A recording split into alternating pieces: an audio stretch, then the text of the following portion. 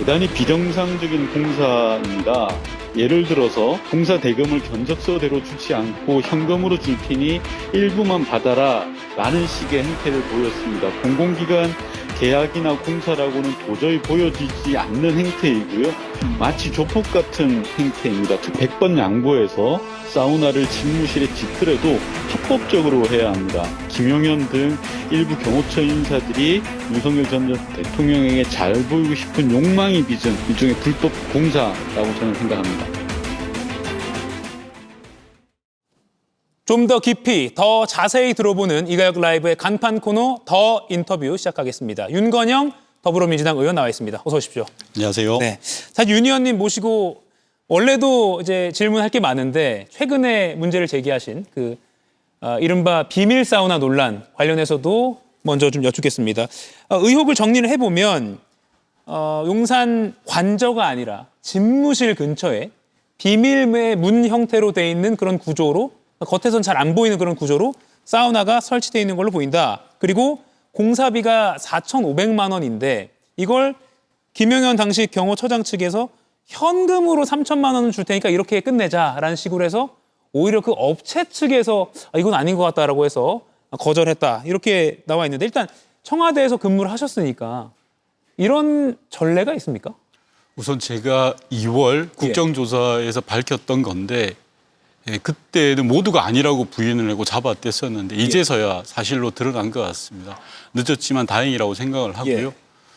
청와대에는 대통령 집무실이 여민관과 본관에 각각 있습니다. 제가 아는 한 대통령 집무실 내 사우나 시설은 없는 걸로 알고 있습니다. 예, 그러니까 많은이라고 하면 안 되겠군요. 일부 이제 시청자분들께서 좀 오해하실 만한 것이 아니 대통령이 일하다 보면 사우나 좀 할 수 있지라는 반응이 있는데 그건 뭐 관저라면 모를까 또는 뭐 별도의 시설이라면 모를까 집무실 근처에 바로 이렇게 뭐 비밀스럽게 설치된 건 사실 그것도 좀 문제점으로 충분히 지적할 만하다는 생각이 들거든요. 국민정서법에 맞지 않습니다. 예.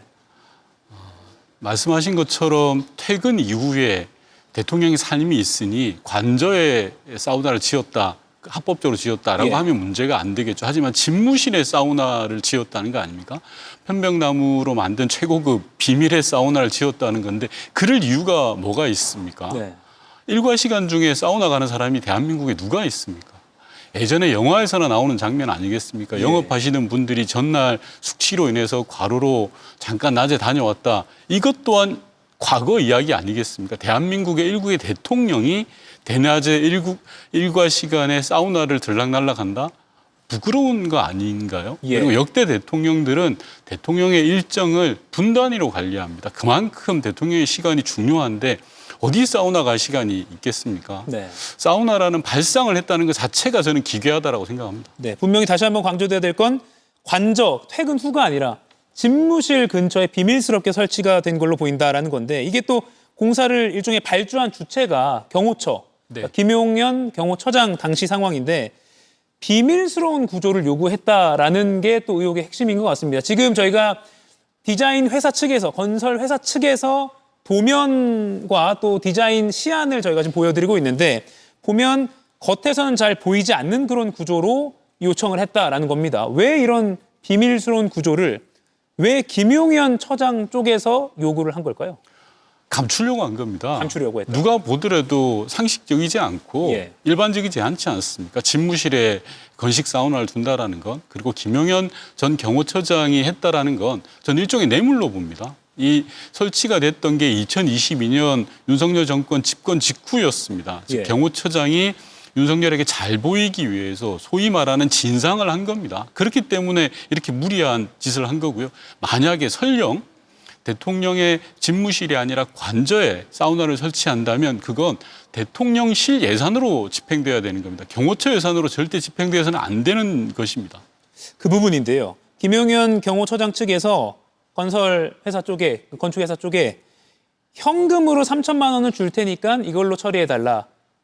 근데 이제 업체에서 예산을 추정한 건 4,500만 원을 추산을 했는데 현금으로 할 테니까 3천만 원으로 끝내자.